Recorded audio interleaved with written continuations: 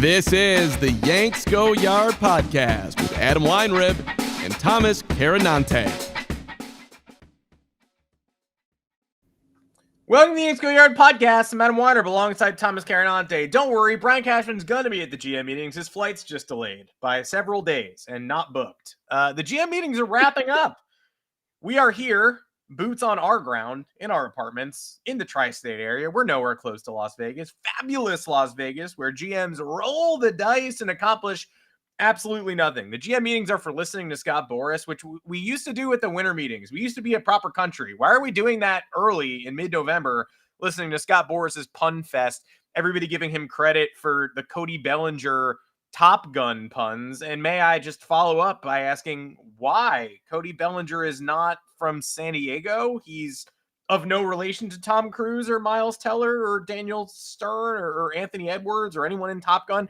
I didn't know why we needed an Iceman, a need for belly or whatever the quotes were. It didn't make any sense to me, but congratulations to the Scott Boras pun writing team.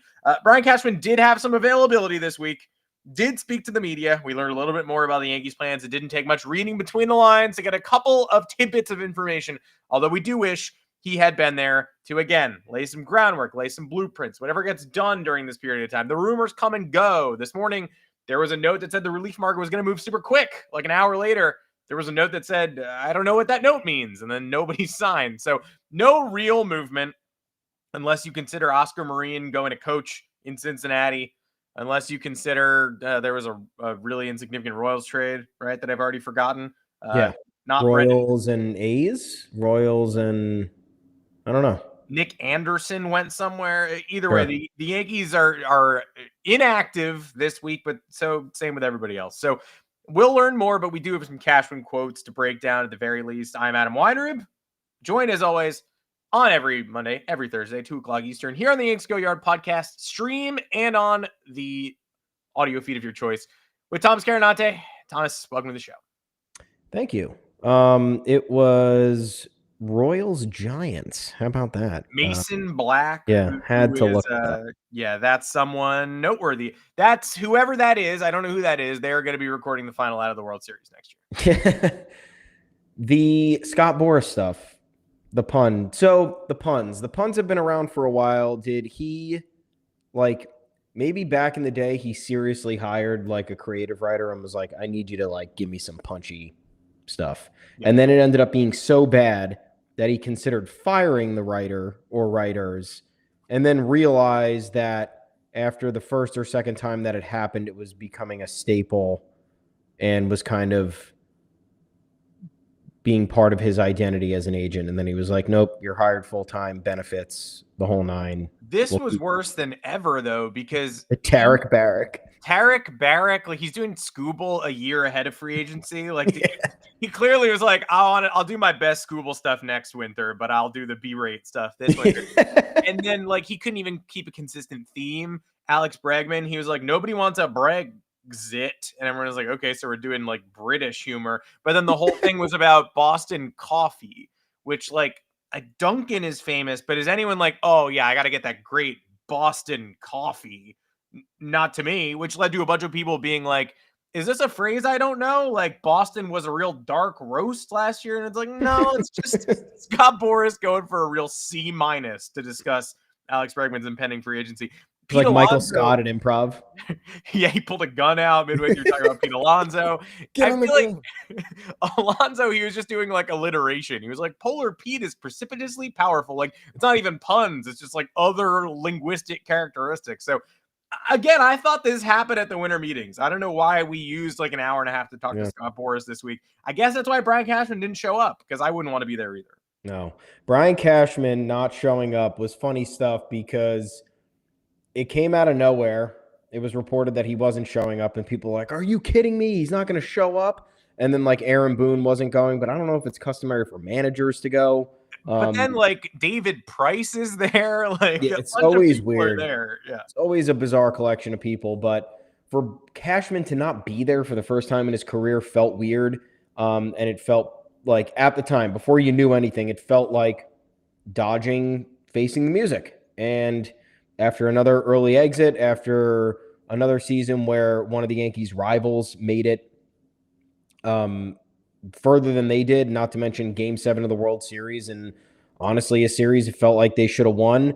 There was a lot to answer, and we saw how things reached a boiling point 2 years ago when they missed the playoffs, and questions around Anthony Volpe's rookie season were swirling, and then Cashman went off on Joel Sherman. So you sat there and you were like, you got to be kidding me. Like, not going is attracting more negative attention than actually going and like doing what you did 2 years ago. But learned that a personal issue popped up for Cashman, according to the New York Post, and that limited him to doing stuff via Zoom and virtually. So hope everything's all right on his front. Hopefully not unfortunate, but it didn't sound like it was too grave. So Yankees fans were taken for a loop there for a second. They were angry and then they were apologetic. But him not being there, I don't think in the grand scheme of things really mattered. This seems like a relatively tame GM meetings anyway. They're more procedural than anything. And I think like more times than not, you're looking for that dramatic, response to a reporter as something to respond to rather than it actually being useful information. Like the only thing I saw out of the winter meetings that actually made me like respond as a fan in my head was like Jed Hoyer saying Shota Imanaga's contract option did not match up with the value that they believed. And then at that point, as a Cubs fan, I'd be like, you got to be kidding me. It was like $16 million. But yeah, like outside of that, this is just them laying the groundwork for what's to come over the next month and a half. And we did get some good information. We got some good information. Cashman spoke to reporters about a multitude of things.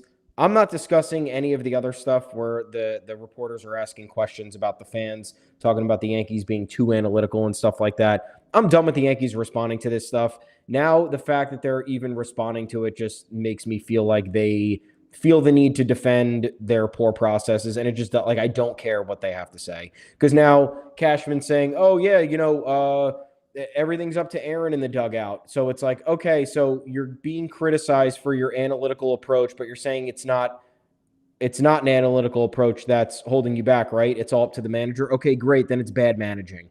And that's what people have been complaining about for years. So either way, it doesn't matter. Something is bad. Something's not working. And whether the Yankees are going to deflect us in either direction, literally at the end of the day, all that matters is that they're getting further and further away from the goal. So we'll save that conversation for another day. Today is hopeful reports of Bellinger returning. Cashman said that that's arguably their number one priority. Bellinger is right up there in terms of what they need. They acknowledge how important he was to their rebound year over year after losing Juan Soto.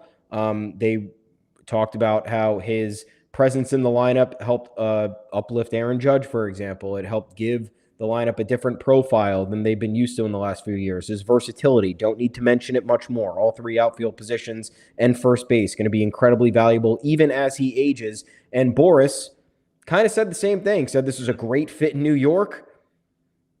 The two sides would like for it to happen. Boras is not usually that, I would say, candid for most people, especially when he's trying to play the market. That said, I think he knows that Bellinger is going to get a good amount of money, so he's not entirely worried. He knows that his market is all of the bigger spending teams, and he doesn't really have to be too concerned about maybe floating the Yankees as an early destination because he knows the Yankees are going to have to pay up anyway. But it was at least good to hear these two comments from two different instrumental people in this process, because the Yankees, it's hard to envision them losing Bellinger and getting better because they lost Soto, they downgraded to Bellinger. Can we call it a downgrade? Yes, it was objectively a downgrade, but the areas that Bellinger helped reinforce almost made it a one-for-one swap in some respect. On the whole, no, but for what the Yankees needed in terms of defensive reinforcement, versatility, leadership, different approach at the plate, it was an 80% recovery from Juan Soto, in my opinion. And the Yankees know that. Scott Boras knows that. Cody Bellinger likes the Yankees. So let's wrap this up. Get the Phillies out of the way. Get the Mets out of the way, please. It still feels like it's going to take freaking forever, though. Like, maybe, you know, again, who knows? Maybe the Yankees are able to get this wrapped up quickly, and Scott Boras does help. He hurts a lot of teams. So he does not hurt the Yankees. I mean, he hurts the Yankees by extracting money from them, but they love him. He loves them. He uses them when they don't want to be involved. They give him permission to use them. They're often involved. They often have intimate conversations with Scott Boras and obviously with the players' camp that I think somewhat precede the player hitting the open market. Cashman basically saying, I mean, we'd be better served if we could retain him, is the most he's admitted in a long time that he intends to retain a player. And for a long time, the Yankees didn't lose out on the players that they actively hoped to retain. Juan Soto was a break in that mold, but Juan Soto is also making $800 million. Boras talking up Bellinger's ability to fit in big market cities was a point of emphasis that stood out to me, because even if this is going to drag on, it's going to drag on, including the Yankees, Mets, Phillies, Dodgers, and not many other teams. Like, I don't think you're going to get a wild card in the Bellinger mix. I think if we read that there was a mystery team or the Rays or Reds were involved, we would scoff at it. We would not believe it. Cody Bellinger feels faded. He's not going back to Chicago. Like, he feels faded for New York in one borough or another, Philly, or an LA reunion, and I would rank those in order of likelihood at New York, Philly, LA. And I would say the Yankees are the favorite. But I think this market's going to be restricted. The dragon lurking is that Bellinger's been on the free agent market over and over again. And he had a great year, right? He didn't have a Juan Soto year. He's not an MVP finalist, but he was fantastic. I don't think any Yankee fan would argue with saying our next generation, including Cody Bellinger, not a bad thing. There's a chance that this deal soars a little high, starts making you think of DJ LeMahieu's second contract. But for now, he's young, he's versatile. He had a 5-star year, like Scott Boras said. He's been on the market multiple seasons in a row and has never had.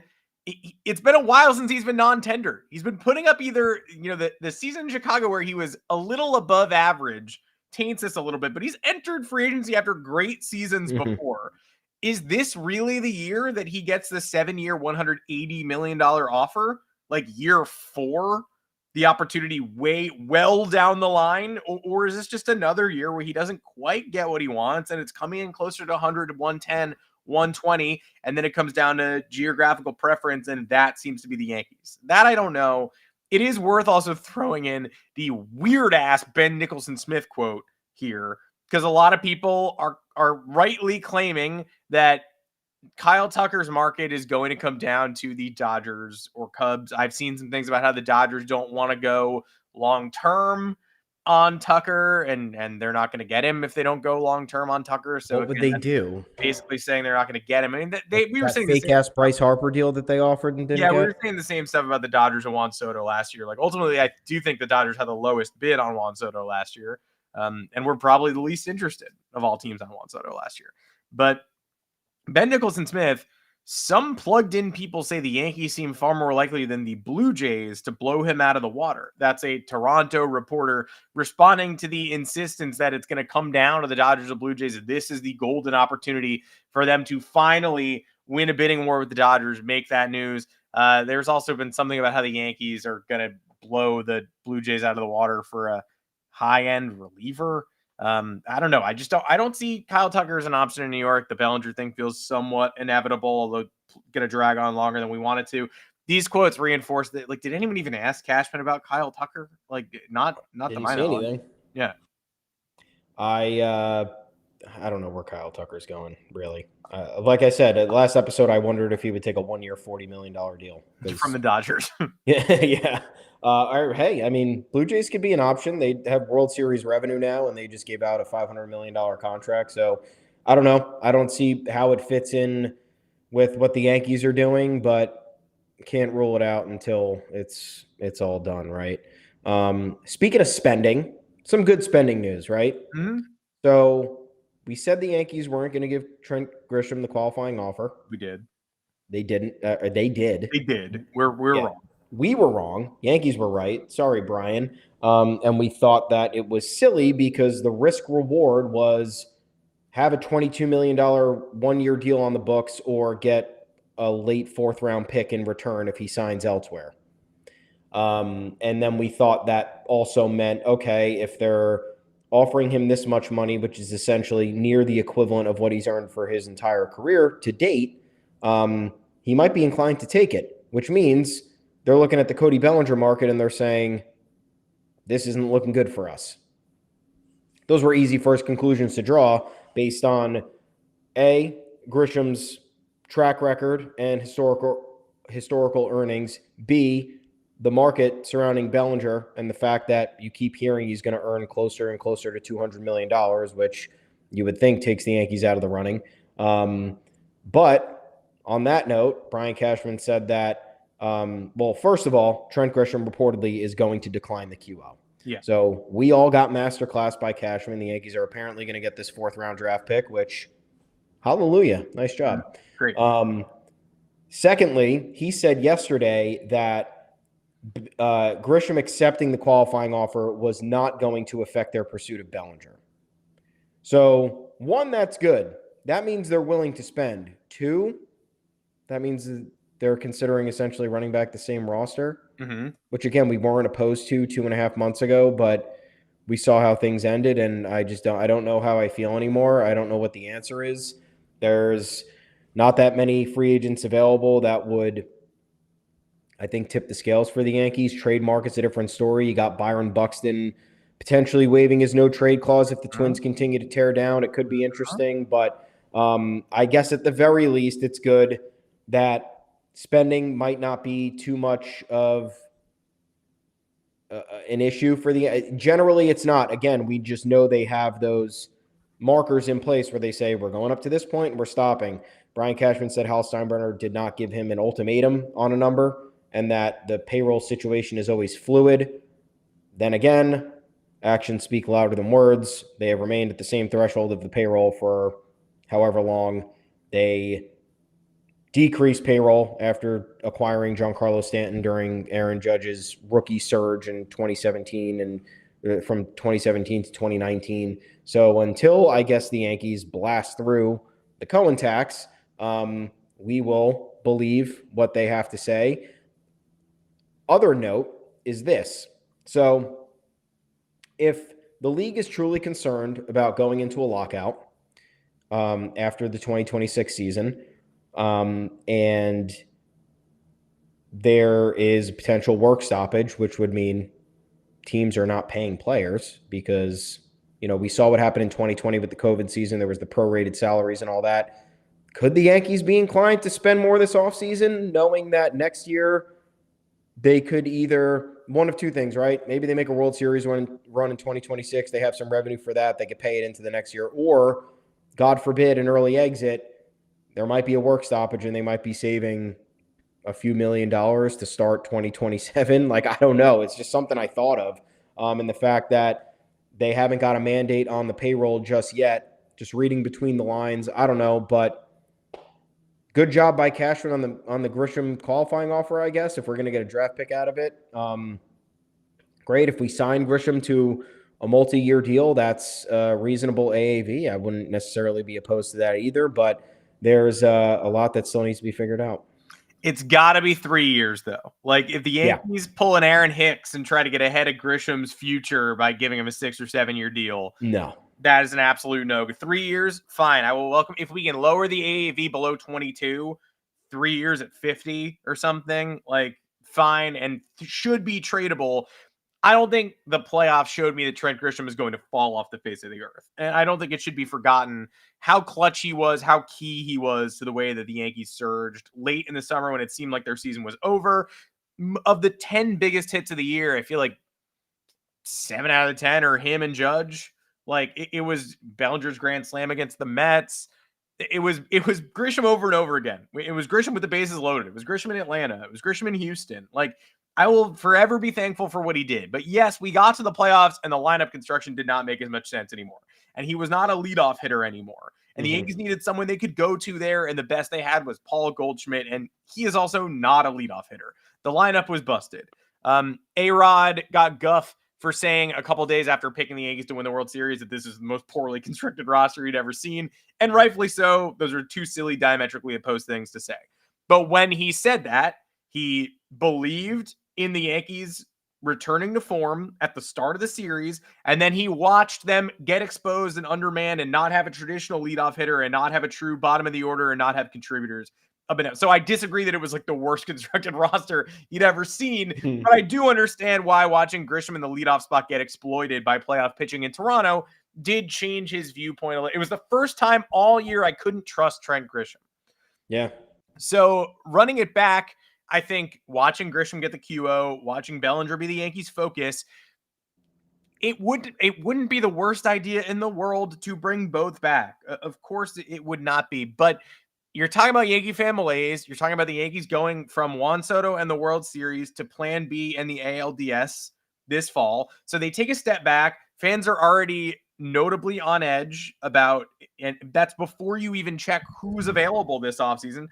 Then the reality hits that if they're going to make serious upgrades, they're going to have to get really creative because the free agent market is Kyle Tucker, people you already had, and some, again, the Ernie Clements of the world. It could make a huge difference signing Austin Hayes, but it's not going to change the tenor of the offseason if you get Austin Hayes and bring Ryan Yarbrough back. It's an offseason that's set up. It doesn't have a central focus. It does not have a Soto. Like Kyle Tucker is the best player available. Kyle Schwarber, an NL MVP finalist. Alex Bregman, a top-tier third baseman. But there definitely is nobody out there who is just like this slam dunk superstar generational talent changing the team's trajectory. Like if Kyle Tucker signs with the Yankees, it's a great player. He's a top 15, 20 player in the AL by most metrics. But he is not. He's an awkward fit with Aaron Judge, who's going to have to play center field or DH or first base. He's not playoff tested. He's playoff tested and failed. He's coming off his worst year in Major League, injury plagued, one in which he had to be benched and shielded from criticism in Chicago, taken off the field and under surgical repair for nicks and bruises. Like, great player, but definitely not the kind of acquisition that the whole fan base can rally around and watch every update and watch planes land. When you're watching Manny Machado get photoshopped on the board at Yankee Stadium and Bryce Harper's out there. Why is no one signing Bryce Harper? If Kyle Tucker lasts till March, is anybody shocked?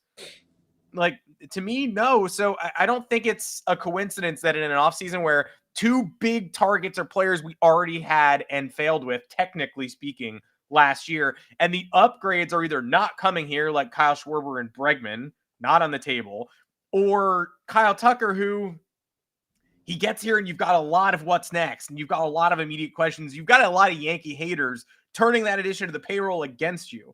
So I think it's going to be a strange offseason until there's that one super creative Brian Cashman move, which if they're going to make a leap is necessary. I'm not saying it's going to happen, but there's not going to be a lot of flag waving and rah-rah from Yankee fans unless a Steven Kwan drops in or a Sandy Alcantara or someone where you're just like, whoa, not on my radar. How many of the top 10 prospects we gave up 2 and a 24? Like, all right, I can do that. Like, that's when people will buckle in and get on board if that does occur.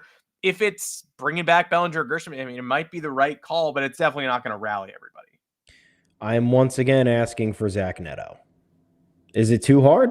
Is it too much? I don't know. The Angels probably want to keep him, but him changing the agencies earlier in this offseason kind of just telegraphed the fact that he was going to be looking for $1 billion when his time comes. So if the Yankees could get him for his 2 or 3 years of control or whatever it was, it could vindicate them of the Anthony Volpe issues and then just give them a all around really good baseball player. But Joe Adele is such a classic Cashman thing too. Like, it feels like Aaron Hicks, former top prospect, flashes, except for the defense is terrible, but it made me think about it. Yeah, I mean, look, you have the Twins. I mentioned Buxton. There's Joe Ryan and Pablo Lopez could be out the door there too. Who were the other teams at the deadline that didn't sell didn't sell as like the Twins were one of them. They sold, but they didn't sell everybody. Mm-hmm. And then every year at the deadline, there's just these teams trying to assess what their near-term future is going to be. And we're seeing a lot of them just hold on to a portion of their assets for the offseason because they want to see maybe what happens for the remainder of the next 2 months. And they know that the market might materialize a little bit better for players with multiple years of control when the offseason arrives. But, the Marlins president talked about Sandy Alcantara. Mm-hmm. He was asked about trade stuff that he kind of skirted. He was just like, yeah, we're trying to win now. We're trying to build a contender. Sandy's a really good pitcher. And then that was just that. So I'm not really sure where they stand on that. But again, if the Yankees need anything, it's bullpen. And if they need anything on the position player side, it's of the Kwan characteristic, of the Neto characteristic. So hopefully Cashman yanks that rabbit right out of a hat, but I don't know what they're looking at. In terms of other rumors, Devin Williams, our guy. Best friend. Best friend, former trade acquisition. A lot of teams interested in him. Red Sox popped up yesterday. Dodgers popped up a few days ago. Dodgers feel like it's just going to happen because there's all these rumors circulating them with high leverage relief. Their biggest problem, the fact that they survived the World Series with the bullpen that they had, was crazy. Every year, last year, they survived and thrived in the World Series against us with nobody out there. Literally nobody. They had they pushed their starters to the brink to avoid the bullpen. And the problem with their bullpen right now is that they actually tried to address things. They tried to pay people. Blake Trinan making a lot of money. Tanner Scott making a lot of money. And they were rumored in on Edwin Diaz. They were rumored in on who's the other big option? Why am I forgetting? Last year. Diaz. No, this year. It was Diaz and somebody else this year. Estrada or Robert Suarez. No. Robert Suarez, yeah. Yeah. So they're rumored on those guys, and it's just like, are they really going to pay a third guy to come in? And like, we know relievers are probably the most fungible asset in the league. Like, those are guys who 1 year they're great, and then the next year it's like, what even? Even Edwin Diaz. You look at Edwin Diaz's Baseball Reference page, it's like 5 ERA 1 year, 1.42 the next year, 3.98 the next year, 1.76 the next. It's like, it doesn't matter how good you are the most susceptible to this type of downturn year over year. So it's like, are the Dodgers really going to give Edwin Diaz $80 million when they know his track record? Are they really going to pay Robert Suarez, who's in his mid-30s, all that money? Like, they have the money to do it. It'd be crazy, but Devin Williams feels like the perfect soft landing because he might not be commanding a long-term deal given the year that he just had in New York. And it might be a shorter-term deal, so they might be able to get away with, okay, we'll pay him $20 million, but he's coming off the books next year, so then we'll have the flexibility, the Yankees mindset. But the fact that the Red Sox came up in there and the Devin Williams rumors has my eyebrows all the way raised. Unshocking. I mean, I still feel like he's such a classic Ray, and we said that all year, but now he's probably priced out of what the Rays can do, I guess. The Red Sox don't even want a bullpen guy, but they want Devin Williams. Like, just, that's great. Yeah, pour hot chocolate sauce on my face. Like, do it. Why not? Like, they have so many needs. They're gonna have a great offseason. They're gonna get Alonso or Schwarber, probably. I would say they let Bregman walk more likely than not. I would actually be relieved if it's Bregman instead of Schwarber or Alonso, but we will see, I guess, what happens in Boston. But they're going to be good. It's now, we're past the point of, I hope the Red Sox don't get good because they just have a whole bunch of random guys on the roster and Romy Gonzalez is the World Series MVP. This year, they're going to have a lot of talent, young talent and free agent talent. And so they're going to be a force to be reckoned with. You no longer are sitting here going, I don't understand it. There's no one there and they're still beating us. Now they're playing the game. They're going to be a top 5, at least top 10 team in baseball. They're going to be a nervous playoff team. They're going to be forecast to do great things. So Devin Williams there would be very annoying, classic cherry. Aroldis Chapman got Cy Young votes this year. Like, what more do we have to say? And in my opinion, had an argument to win it. If a reliever's ever going to win it, it's Aroldis Chapman this year. A reliever's never going to win it. Again, it's not going to happen. But if he was ever going to, it would be the guy who didn't give up a hit for like a month and a half. Aroldis Chapman was great this year. Again, put a spoon in my mouth and put a hot cherry in it. But the Dodgers have always made the most sense Yeah. And I mean, they're paying Tanner Scott for a future that he might not have. Tanner Scott, I think, had butt surgery. He put in an Instagram comment, he wrote like ready for next year, new peach emoji or whatever. Like, I don't want to think about it, but He got butt cheek implants. do believe he got a BBL and he's ready to come back strong for 2026. But they're paying him in perpetuity.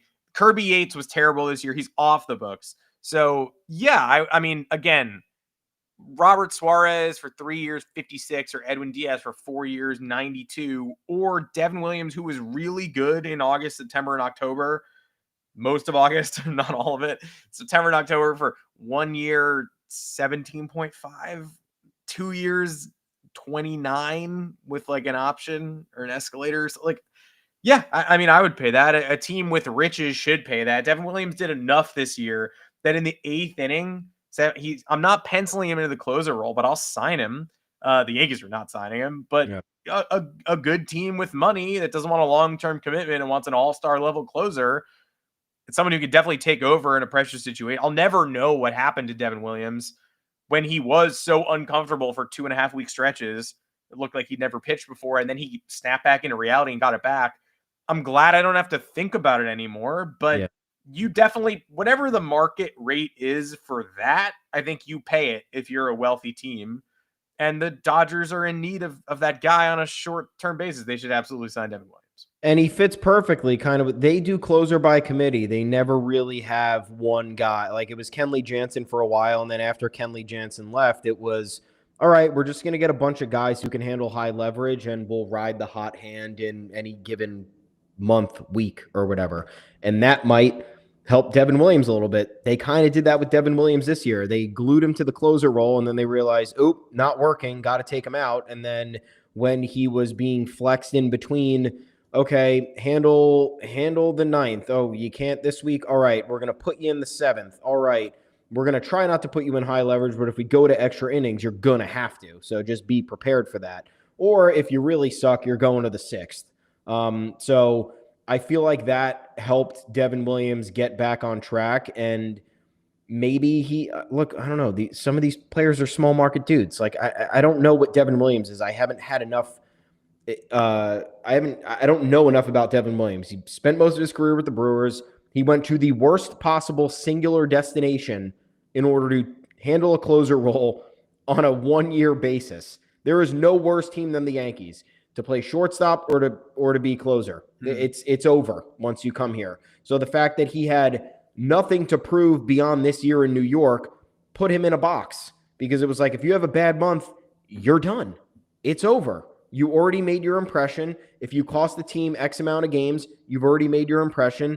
And like we talked about many times, the only way that he was going to be able to salvage his reputation with the city and the fans was going on a nuclear World Series run. And they didn't even come close to doing that. So maybe he can handle LA in this versatile version of reliever that he experienced this year for the first time in his career, essentially. I don't know, but I would say we're not seeing Devin Williams again unless we are playing against him. He's not coming back to New York.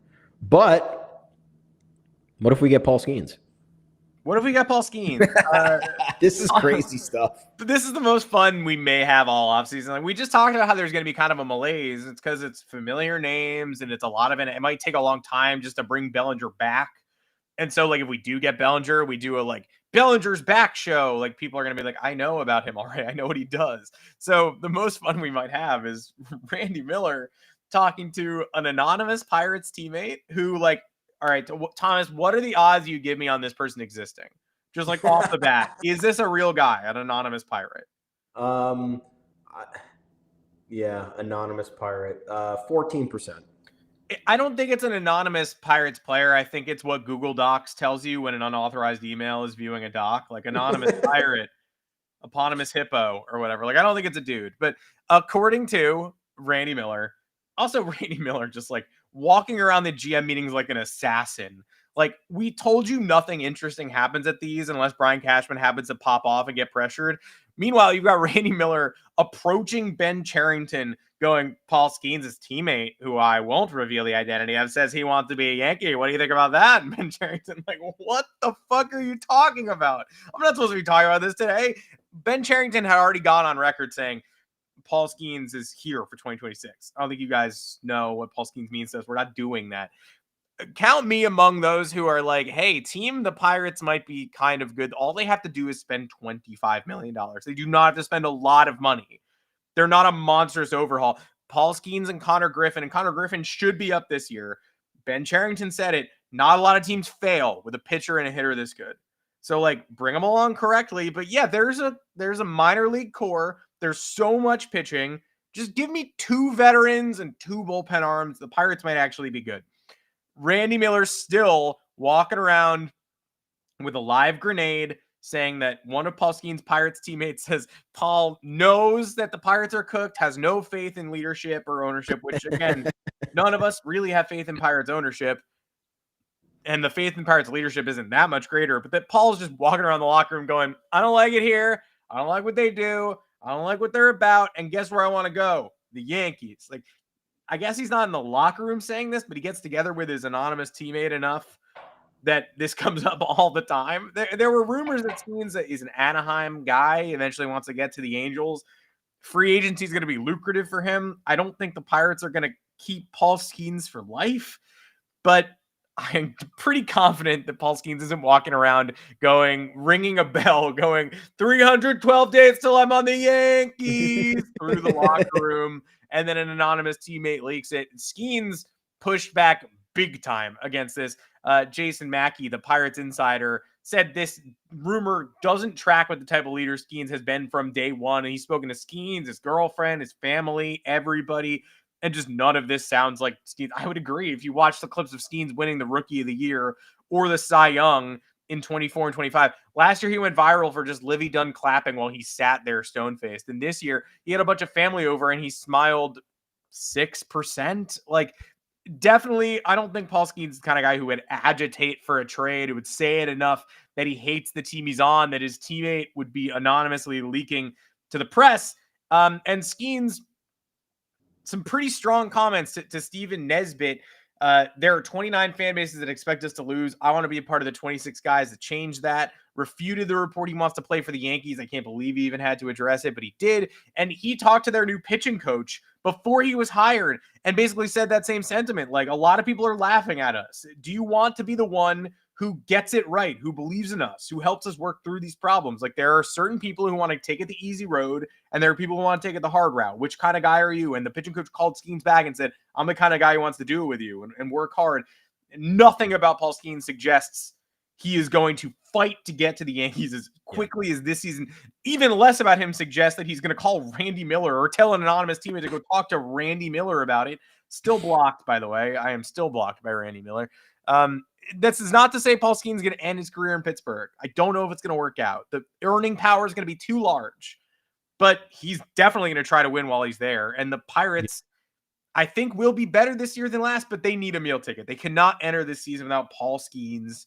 You want to trade him, you do it at the deadline too. I think we're a year and a half, 2 years away from that. And I don't know why this report came out, but I am glad it did because it's the most interesting thing to happen so far this offseason. Yeah, it's fun fodder, but it gets me mad because this is where people will hate on Yankees fans. Oh, of course, the rumor came out that he wants to play for the Yankees. People think Randy Miller is us. Like, Twitter people commissioned this piece by Randy Miller. Yeah, it's just like, you know, that everybody's going to come out and be like, oh, yeah, linked the big name to the Yankees. Of course he wants to play for the Yankees. Here's the deal. The Pirates suck. There is a 0% chance Paul Skenes wants to be there long term. I think there is maybe a 15% chance he wants to play for the Yankees someday. I don't know. Like, the Yankees are a good organization. Why would Paul Skenes not want to be a really good pitcher on an historic franchise? You know, like there's just that element of it that exists. You're totally right. Look, if the Pirates, here's the deal. If the Pirates make no effort to improve their infrastructure this year, like what they did last year was a disgrace. And I think that point was driven home more than anybody could imagine. All year, everybody was talking about the lack of support via Ben Sherrington's moves because he's hamstrung with the payroll, but the fact that the payroll doesn't even move, and it's not a poverty franchise. Pittsburgh has a fan base. We know that they exist. They would love their team to be good again. If the Pirates do what they did last year, I think we will be hearing about Paul Skenes trade rumors more seriously by the deadline. And I don't think it'll be Paul orchestrating them. I think it will be maybe his agent trying to get him out of there. It might be other teams looking at the Pirate situation and being like, this is crazy. It could be MLB. Remember, big baseball deals with this stuff. Why do they want Paul Skenes wasting away on the Pirates? Big baseball. They don't. If they're, and it's a competitive NL Central division, so it's not like the Pirates are going to be zooming to the top, but like they have to be competitive. They can't be sitting there basement dwelling all year, no shot all year, and that's what they were last year. And they were supposed to be building off of his rookie campaign. Came up and started the All-Star game last year. Cannot have what they did year over year happen again, and I think that's where you might see rumors start. Look, they got somewhat like flamed this year. There were trade rumors before the deadline, before like everybody had to shut them down, but they were happening because the Pirates were that bad. Paul Skenes from California too. I don't think the Yankees would be his first choice via trade or free agency. The Dodgers are consistently named as the team that's going to get him when the time comes. Is there a California team that has like a lot of talent as well? Is it just, are the Yankees the only good organization, or is there a California team people tend to want to go to? I wonder. But yeah, Paul Skenes, he also doesn't strike me as that type of dude. Like, you've seen Paul Skenes talk a lot over these last 2 years. He's arguably one of the faces of baseball at this point. He's spoken highly of by his teammates. He's spoken highly of by members of the media. He is clearly somebody who wants to win. He has that mentality pitched at LSU, which is a prestigious baseball program. So he is going, I'm confident he's going to do all he can to influence the Pirates to maximize his remaining time with that team. And again, you think Brian Cashman's paying a trade package for Paul Skenes? It ain't happening. So fun rumor. Don't hate on us even more because, again, it wasn't us and don't know where it came from, but it happened. So we just got to address it. It definitely happened. Is it going to happen again? Are we actually going to get real discussion here? I doubt it. You're right. But the chatter does get way louder if the Pirates just completely suck this year or flatline all winter. Like, look for them to flatline all winter. If they do not extend their budget a little bit, as they're insinuating they will, or make creative trades to get a Spencer Horwitz type, then you're going to really hear. So, you ended last year with a thud. You bring in Don Kelly as the permanent manager. He's the right guy for you. You bring in this new pitching coach. This is the year you're graduating more prospects, and then you do nothing to supplement them between now and spring training. Then you're going to hear people say, I fell for Ben Sherrington's bullshit one last time. I'm not doing it again. We'll see. I have faith that the Pirates will be better next year. That faith could be misplaced easily, very easily. Talking about misplaced faith, the New York Yankees' longest tenured scout is gone, by the way. This was like 10 days ago, but for some reason is getting play now because Brian Cashman was maybe asked about it on that Zoom. Look, I'm not saying that I don't know anything about international scouting director Donny Rowlands, who was not fired. His contract was not renewed. A 15-year run as the director of international scouting, that's an extremely long run. Time for a new voice. The new voice theory, what we're saying about Aaron Boone, right? Is he a terrible manager? I don't think so. Is he additive? I also don't think so. Isn't it time for a new voice? It's only been 8 years. 15 years with an international scouting director who pulled Jason Dominguez, who we love, but the jury is out, and he's definitely not Mickey Mantle yet, as we were told when he was brought on board. Luis Severino, also a big win for him. Miguel Andujar. These are two guys who wilted under New York pressure. Their Yankees careers were not long. They agitated with the front office too. The attitudes were not aligned.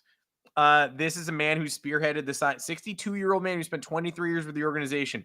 Alexander Vargas signed for $2.5 million in 2019. Abysmal. Roderick Arias, Brando Maea. These are recent signings that just have not delivered.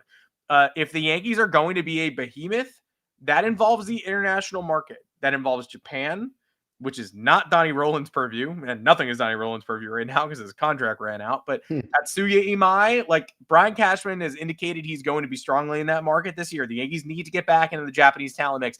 The Yankees cannot afford to keep swinging and missing in the Latin American market, where so many mega stars are found and where there is not a draft. There is nothing restricting the Yankees other than a budgetary pool from doing necessary hard work in bringing in extremely talented baseball players. And it's a system that needs cleaning up too. So the Yankees aren't going to be able to run as freely as they have been forever. Donny Rowland brought in the Dermis Garcia, Wilkerman Garcia class, that 2014 class. They spent so much money and received no reward. Arias, Maea look like nothing at this point in time. The next, Dominguez is the sole hope right now. And Carlos LaGrange, who was an absolute bargain in 2022, as noted in this Brian Hoke piece. Again, maybe Carlos LaGrange is an amazing reliever. Maybe he's a starter. Maybe he's neither of the above. But that wasn't a high-profile international signing. That was a lucky one. You got to tip the cap. You got to give credit where credit is due. But these high-profile $2, $3, $4, $5 million misses, too many to weather. And Cashman said his contract had expired. So just like everything else, you got to make some very difficult decisions. I've been involved with Donny Rowland for a long time, but fork in the road, contract had expired. So I made the difficult decision to look for a different lead voice in that chair. It's time. It's beyond time. It's unbelievable how poorly the Yankees have done in this market for a decade plus now, considering it was once one of their greatest and clearest talent pipelines. I don't know. It's crazy. I don't know how you have security for that long. Nothing. Look, it's nothing against anybody. It's just like, what are the results of the job? What's been happening? The Yankees have had no international scouting support over the last 15 years. If they had one guy pan out, we're maybe having a different conversation. And the fact that Jason Dominguez was the golden ticket, the record expenditure, the Martian, and we are not any closer to determining his role or his impact with this team. Honestly, this should have been done after 8 years. Yeah. Because I don't know how much, you look at the international players across the league, right? Some of these are lucky, you get lucky, but Xander Bogaerts, who was right in the Yankees' backyard, won 2 World Series with the Red Sox. Mm-hmm. Vladdy, Josh Naylor, Yordan Alvarez, even second tier guys, which I don't even Willie Adames, Adolis Garcia, Lourdes Gurriel. The Yankees don't even have one of those. The Red Sox are incredible at this, by the way. Cool at this. Sometimes the players hit the main. Sometimes it's Bogart. Sometimes it's Brian Bayo. Sometimes it's Franklin Arias, who is kind of frozen out of the Red Sox everyday lineup right now, but is a top 30 prospect in baseball, or a 40 or 50, depending on where you're looking. But he could lead a trade package this offseason for a major name. And the Yankees, since the days of developing Gary Sanchez and Jesus Montero and Severino, it was their Halcyon Day. Even that class didn't work out per se. I'm not celebrating those folks, but it's been a decade plus since they've even had a class, people to market. The Red Sox had Miguel Bleis, whose shoulder blew out, and I don't know what his future is, but Light Tower Power still could be a secondary piece in trade talks. The Yankees do not have these names in their system. It's LaGrange and Dominguez right now. Yeah. You want to talk about stars too. You want to talk about the teams that got lucky. You got Vladdy, you have Ronald Acuna Jr., you have Jose Altuve, you have Jackson Chourio, Salvador Perez, and the Yankees are nowhere close to any of these. Nowhere close. And they used to be an influence with Japanese players, and they couldn't even be further away from that market at this point. Yu Darvish, nope. Imanaga, nope. Not even second rate. Kikuchi, Kodai Senga, Masataka Yoshida. All these guys played solid baseball. The Yankees are not even in the same they're not even in the same fucking universe as what these other organizations are doing with international scouting. So I don't know how it was allowed to persist this long, but this is how the Yankees do business. And I don't like, you just look at what's happened over the last 2 decades, and it's the same infrastructure. It's the same director of player personnel. It's the same assistant GM. It's the same GM. It's the same minor league coordinator. It's the same guys rising through the ranks, and there is just no improvement. There's a level that they reach as an extremely wealthy organization with Brian Cashman reiterated on the call yesterday. We're not heavy into analytics. We have the largest pro scouting department in Major League Baseball. So then where are all the players? How do we have this many scouts? And what do they do? You're failing this significantly on the international market, and don't get us started on the draft, because we can bring that. Okay, they might be turning a corner. I'm willing to admit that. I would love if they turned a corner. I love homegrown players. If Austin Wells pans out, I'm not sure I'm too optimistic about that after what we saw the last year and a half, but it's still possible. Anthony Volpe, I think, is a lost cause. It is what it is. Ben Rice, hope. Cam Schlittler, hope. A couple of these other guys that are going AA to AAA and then hopefully knocking on the door of Major League Baseball. George Lombard, we'll talk about him in a second. LaGrange, who was the other pitcher at AAA? Elmer Rodriguez Cruz. Yeah, Elmer Rodriguez Cruz. So like it's possible, and Elmer Rodriguez Cruz was founded in a trade with the Red Sox. That's the type of stuff that you're looking at. But the 3 war leaders over the last 20 years for homegrown draft picks are Aaron Judge, Brett Gardner, and Anthony Volpe. And Anthony Volpe is arguably the worst everyday player in Major League Baseball over the last 3 years. He's bottom 5, bottom 10. So the Yankees have the largest pro scouting department in the league, bar none, according to Brian Cashman, but they have no international successes since what?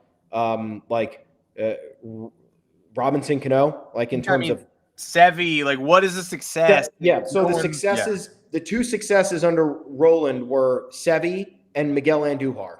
And Sevy was good for 2 years, and that was great. And then he suffered injuries, and then the relationship really went off the rails with how it went between him and the organization. Andujar had 1 good year, hurt his shoulder, and then the Yankees iced him out. And then it was drama with his agent calling out the organization for his playing time. It was drama with him calling out the organization over his treatment. So it's like even the 2 success stories over the last 15 years were flash in the pans who ended up leaving and then shit talking the organization while they were here and then on the way out.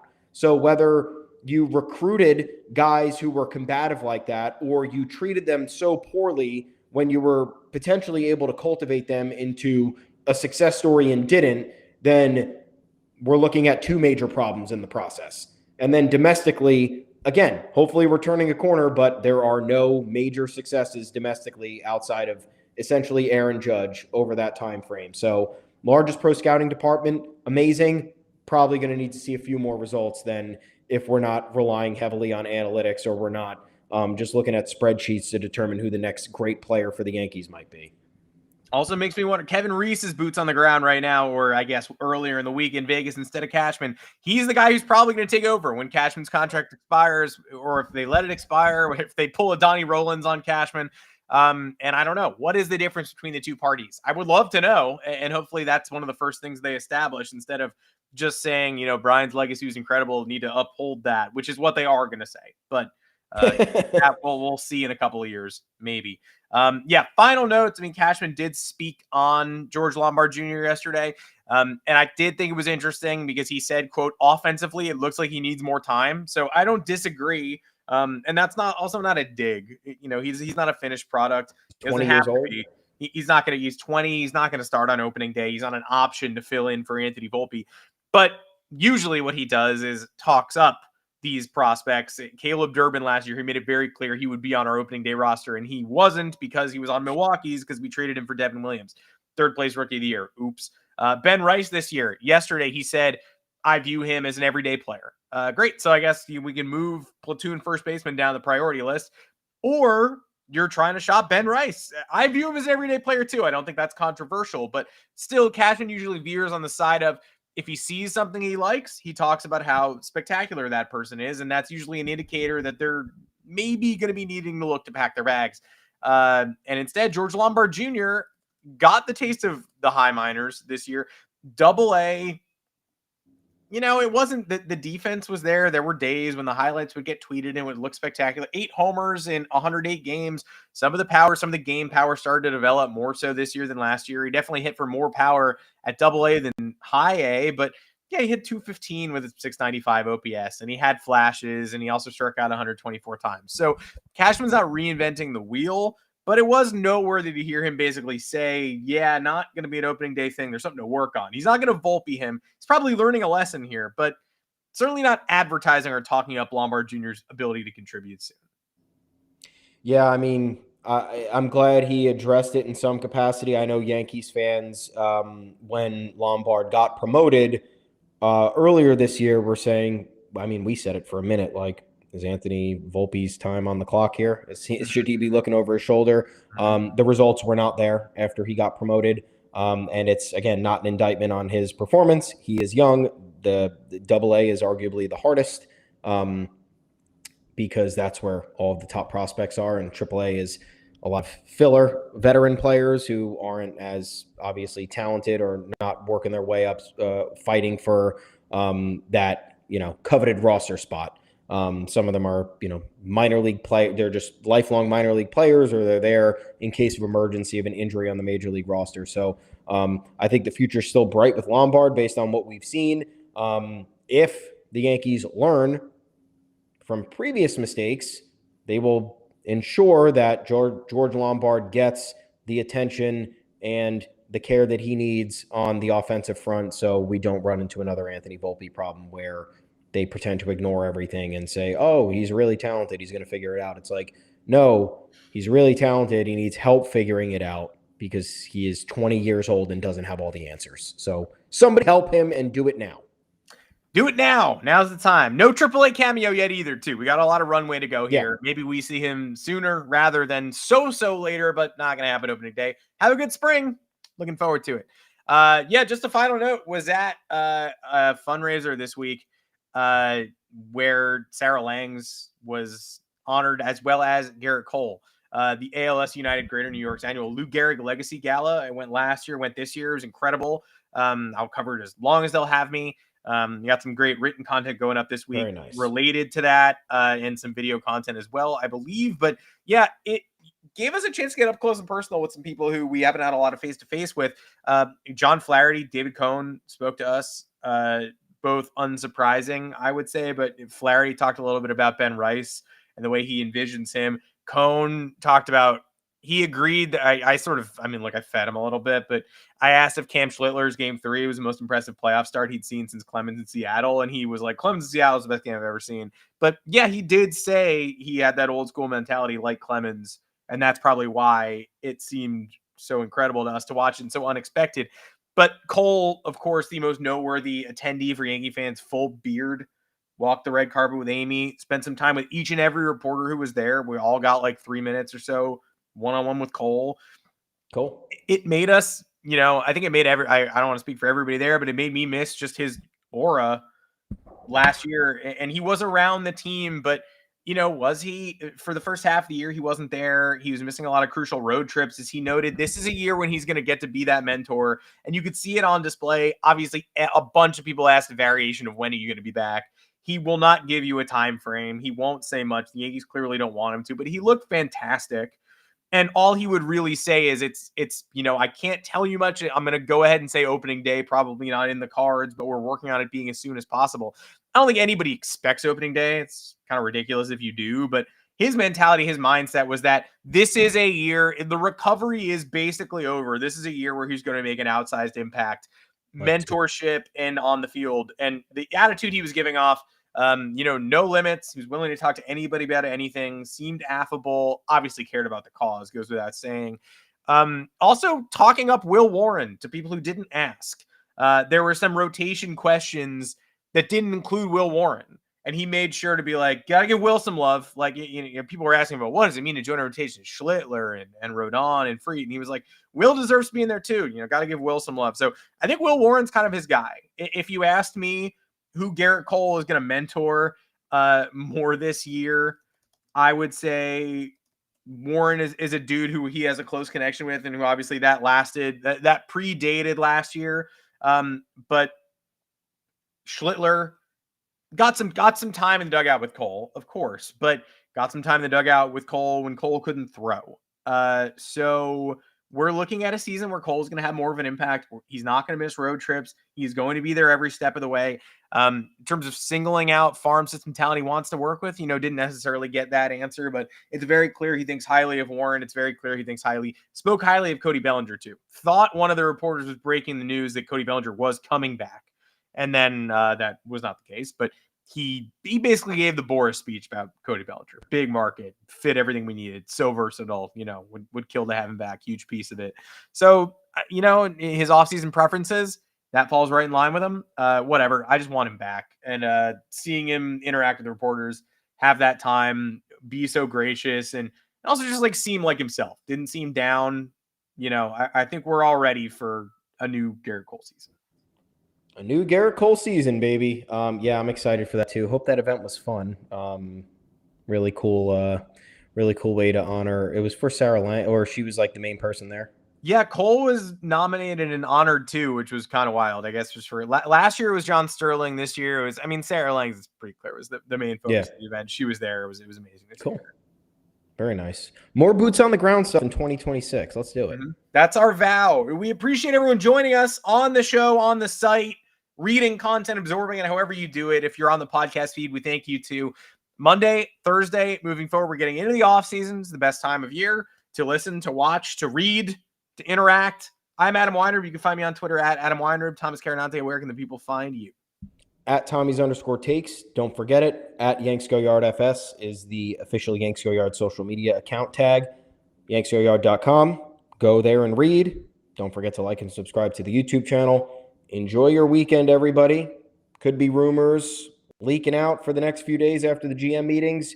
You got to go to the website to see what's going on. We'll have you covered. We promise. Enjoy yourselves. We'll talk soon.